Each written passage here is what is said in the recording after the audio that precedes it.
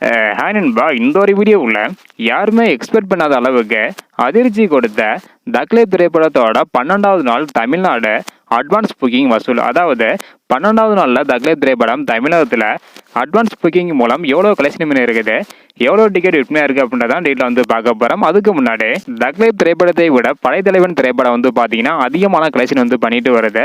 So இதுவரையும் 3 நாள் முடிவில் படைத்தலைவன் திரைப்படம் எவ்வளோ கலெக்ஷன் இருக்குது அப்படின்றக்கான வீடியோ நம்ம சேனலில் போட்டுருக்கிறோம்.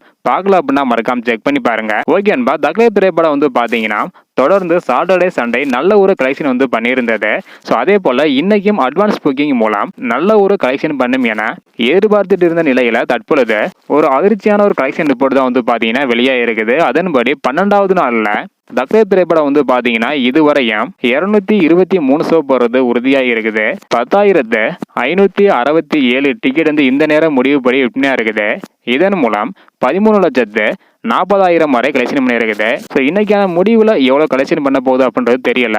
இருந்தாலும் இந்த நேரம் முடிவுப்படி வந்து பார்த்தீங்கன்னா மிக மிக குறைவான அட்வான்ஸ் புக்கிங் வசூல் தான் வந்து பண்ணியிருக்குது. அதாவது 12வது நாளில் அட்வான்ஸ் புக்கிங் மூலம் இந்த நேரம் முடிவுப்படி 13,40,000 வரை கலெக்ஷன் பண்ணியிருக்குது.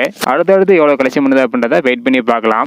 இந்த வீடியோ பார்த்தீங்கன்னா மறக்காம எல்லாருக்குமே ஷேர் பண்ணுங்கள். தேங்க்யூ.